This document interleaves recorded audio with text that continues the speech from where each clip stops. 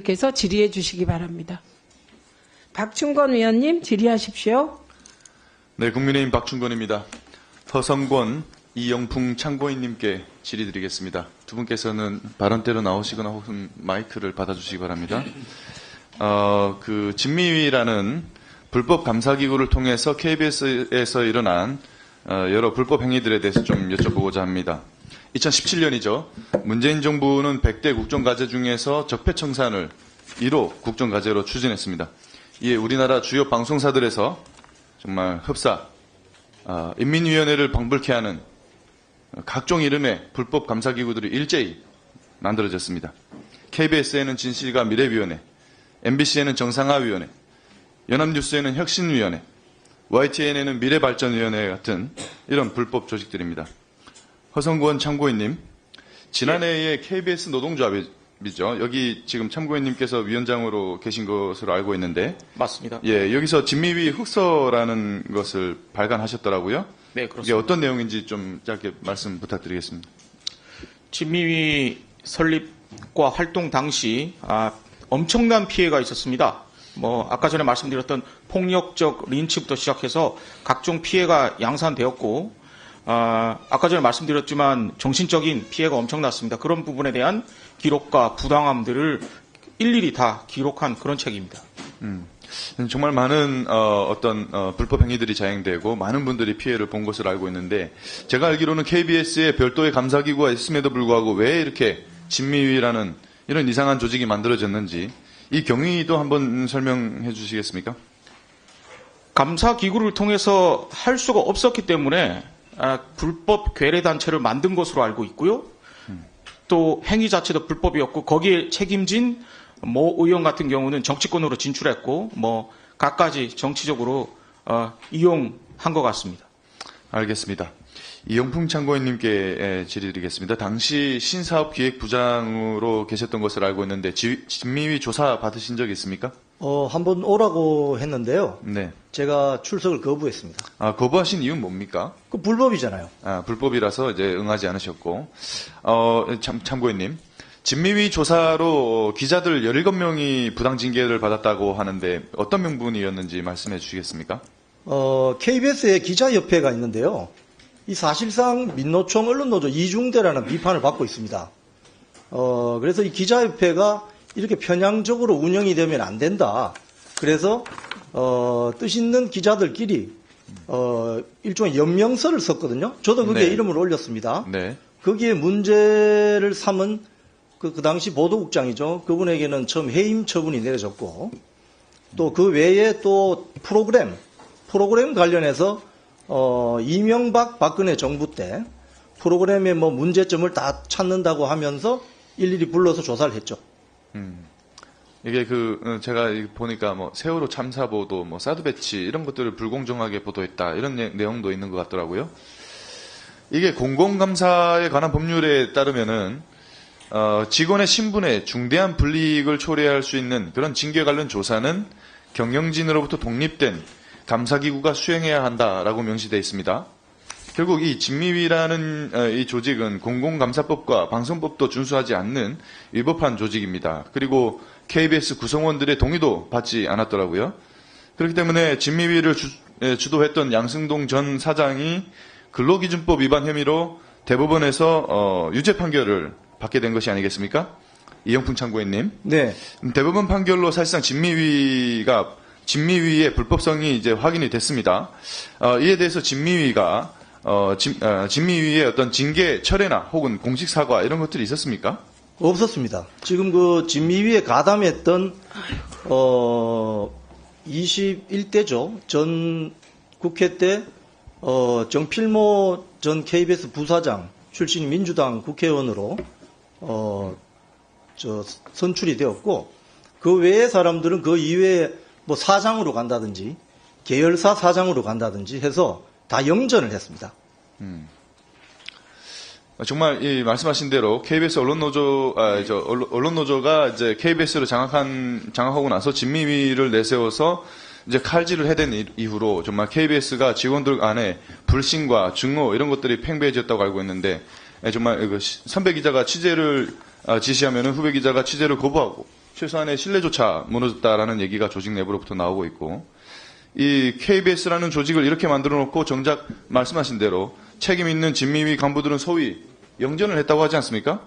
문재인 정부가 어떻게 보면은 포상 승진시켜준 게 아닌가 이런 생각이 드는데, 말씀하신 그 정필모 부사장께서는 21대 국회의원으로 당선이 되셨고, 김일철 보도본부장은 KBS 사장으로 임명이 됐고, 김덕재 제작본부장은 KBS 부사장으로, 박재흥 시청자 본부장은 KBS 아트비전 감사로 승진을 했더라고요. 네.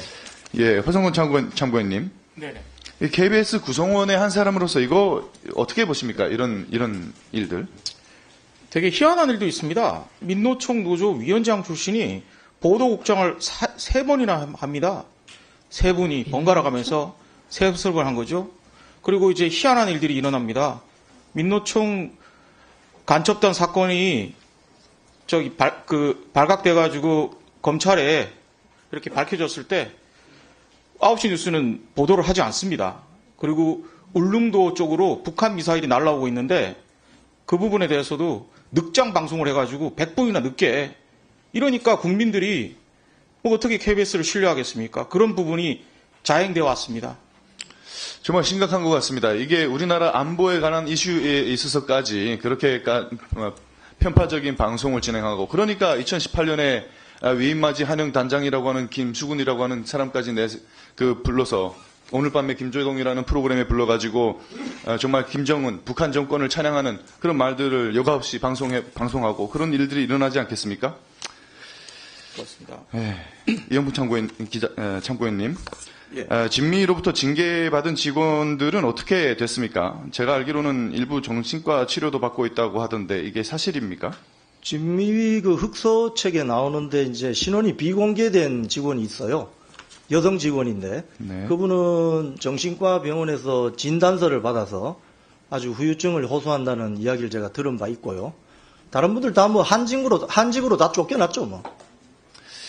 네, 정말 심각한 것 같습니다. 이 진미위라는 이 조직의 본질은 정말 부당하게 내 편만 챙기고 내 편이 아니면 칼질을 했던 그런 조직인 것 같습니다. 징계 양형조차 이 상식을 잃은 정말 우리들끼리의 극치를 보여준 것 같은데, 일례로 진미위가 정지환 보도국장을 해임 처분 내렸더라고요.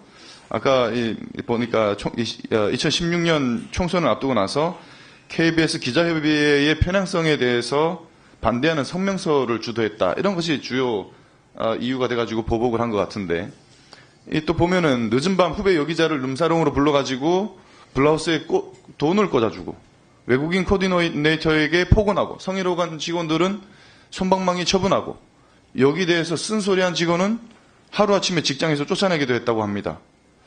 박장범 후보자님, 어떻게 대한민국 지성인들이 모인 공영방송 KBS라는 곳에서, KBS에서 이런 일들이 일어납니까? 이게, 이제는 이런 행태들 정말 근절해야 된다고 생각합니다.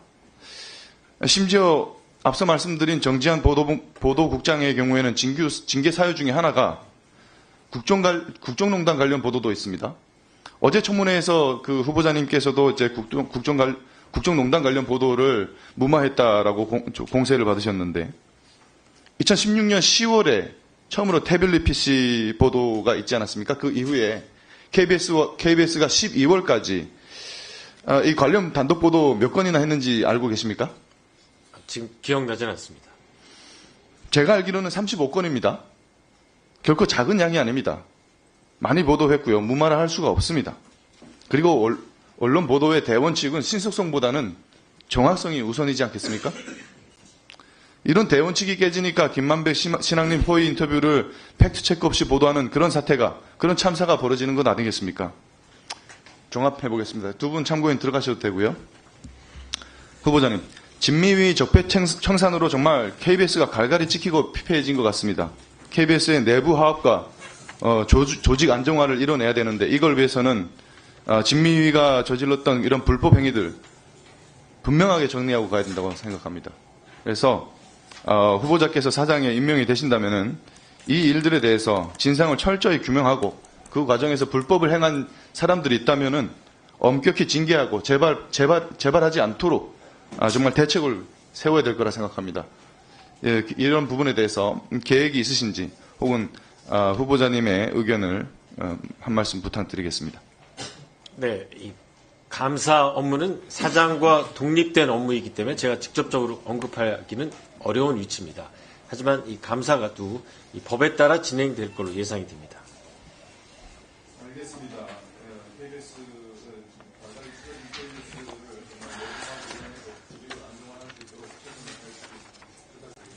네, 알겠습니다.